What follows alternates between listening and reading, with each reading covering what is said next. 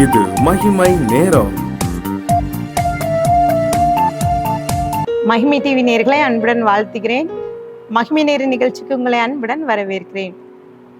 நாம் தொடர்ந்து வேதாகமத்திலும் அழுது வெற்றி பெற்ற 7 மனிதர்களை குறித்து தியானித்து வருகிறோம். இங்கே அழுகை என்ற உடனே அது குழந்தையின் மொழி என்பார்கள். சில பெற்றோர்கள் சொல்வதுண்டு, என் பிள்ளை 24 மணி நேரம் அழுது கொண்டே இருக்கிற, அதுக்காக ஜெபியுங்கள் என்று சொல்வது உண்டு. அங்க ஒரு குழந்தை பிறந்த உடனே அது அழ வேண்டும். அது அழும்போது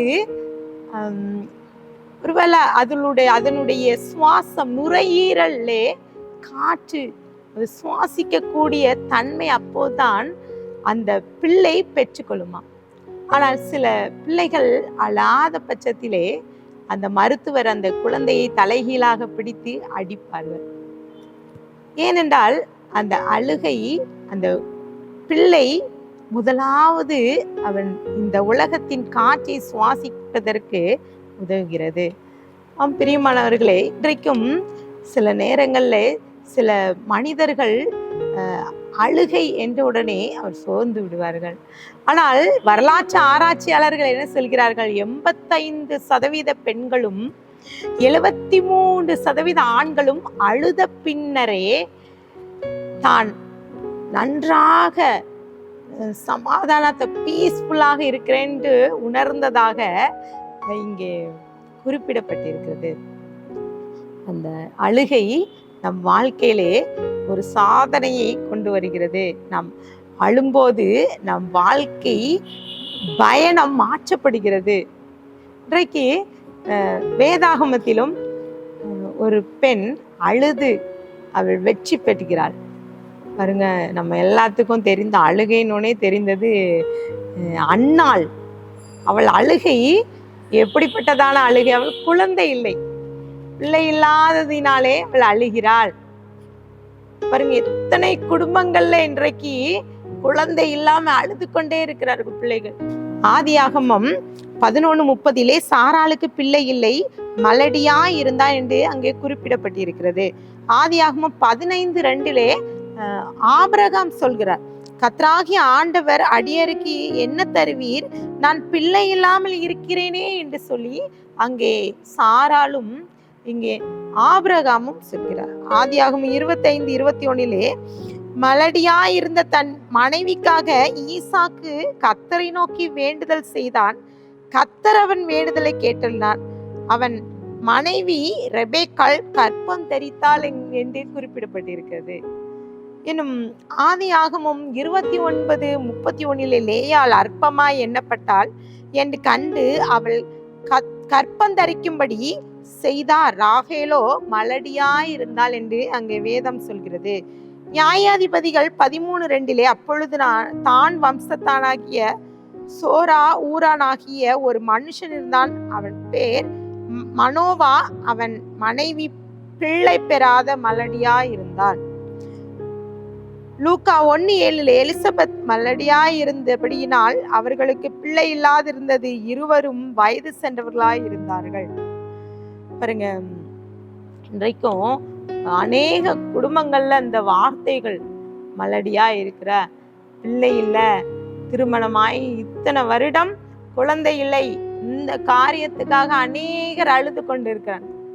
ஆண்டவர்கிட்ட கேள்வி கேட்டு கொண்டிருக்கேன், என்னுடைய சாபமா பாவமா, எதற்காக இந்த காரியம் எனக்கு கிடைக்கலன்னு சொல்லி அநேகர் அழுது கொண்டிருக்கிறாங்க. வீடுகளிலே, ஒவ்வொரு குடும்பங்களிலே குழந்தை இல்லாமல் அநேகர் மருத்துவமனைக்கு ஒவ்வொரு லட்சங்களை, ஆயிரங்களை கொடுத்து கொண்டிருக்கிறாங்க. பாருங்க, இதே போலதான் அன்னாலும் அழுது கொண்டிருந்தாள்.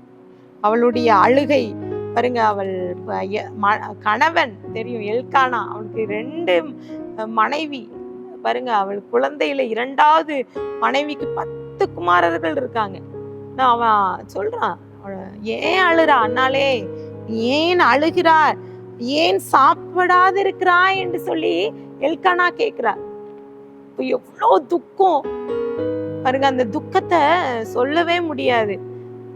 ஆனால் பாருங்க, அந்த எல்கானா சொல்ற, 10 குமாரரை காத்து நான் உன்னை உளால வச்சிருக்கேன், ஆனாலும் அவளுக்கு திருப்தி இல்லை, அவளுக்கு அந்த அந்த நிந்தையை மேற்கொள்ள முடியல.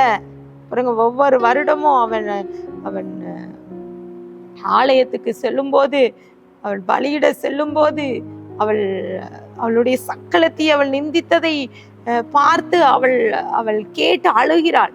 அவள் அழுது ஆண்டவர்ட்ட ஒரு பொருத்தனை பண்ணுகிறாள். பாருங்க, 1 சாமுவேல் 1:10 அவள் போய் மனங்கசந்து மிகவும் அழுந்து கர்த்தரை நோக்கி விண்ணப்பம் பண்ணி, 1 சாமுவேல் 1:18 அப்புறம் அவள் துக்க முகமாய் இருக்கவில்லை என்று சொல்லி அங்கே குறிப்பிடப்பட்டிருக்கிறதா. அவள் மனம் கசந்து அழுகிறாள்.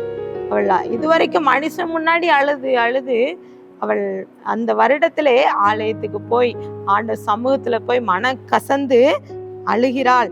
அழுது அவள் விண்ணப்பம் செய்யற, ஒரு பொருத்தனை செய்யற, எனக்கு ஒரு குமாரனை தந்தா அந்த பிள்ளைய உங்களுக்கே தர்றேன். இந்த கதைகள் எல்லாம் நமக்கு தெரியும்.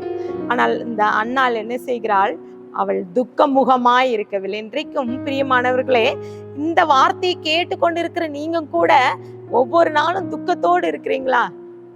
ஆண்டவர் சமூகத்துல அழுது கொண்டு இருக்கீங்களா? எனக்கு குழந்தை இல்லையேன்னு சொல்லி அழுது கொண்டு இருக்கீங்களா? இன்றைக்கு கர்த்தர் உங்களுடைய அழுகையின் சத்தத்தை, விண்ணப்பத்தை கேட்கிறார். அவர் உங்களுக்கு அற்புதம் செய்ய வல்லவராய் இருக்கிறார். இங்கே பாருங்க, 1 சாமுவேல் 1:20 சில நாள் சென்ற பின்பு அன்னாள் கர்ப்பவதியாகி ஒரு குமாரனை பெற்று கர்த்தரிடத்தில் அவளை கேட்டேன் என்று சொல்லி அவனுக்கு சாமுவேல் என்று பெயரிடுகிறாள். பாருங்க, அது மாத்திரம் இல்ல, அவள் மிகவும் சந்தோஷமா இருக்கிறா.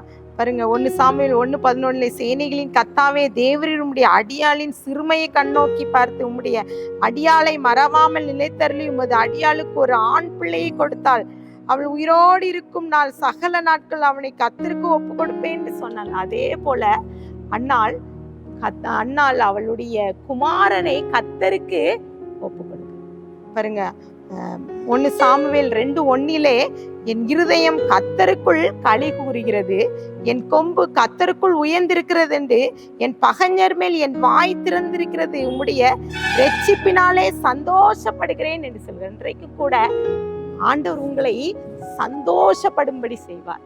ஒருவேளை 10 வருஷம் குழந்தை இல்லை, 5 வருஷம், இத்தனை வருஷம் இல்லைன்னு சொல்லிட்டு நீங்க கவலைப்பட்ட அன்னால போல ஆண்டவர் சமூகத்துல அவருடைய கண்ணீரெல்லாம் ஊற்றுங்க. ஆண்டவர் நிச்சயமாக உங்க வாழ்க்கையிலே அற்புதம் செய்வார். கண்களை மூடி ஜெபிக்கலாம். அன்பின் பிதாவே, ஸ்தோத்திரிக்கிறேன், எங்களோடு பேசியிருக்கீங்க. இந்த நாளிலும் கூட கர்த்தாவே, நாங்க துக்கத்தோடு ஒருவேளை இந்த வார்த்தையை கேட்டுக்கொண்டிருந்தா அன்னால் துக்க முகமாய் இருக்கவில்லை என்று சொல்லி வேதம் சொல்கிறது போல எங்களுடைய வாழ்க்கையில துக்கம் சந்தோஷமாய் மாறும்படி செய்யுங்கப்பா. துதி கன மகிமையெல்லாம் மக்கள் ஏறடிக்கிறோம். மீட்பர் மூலம் கேட்கிற பிதாவே, ஆமென்.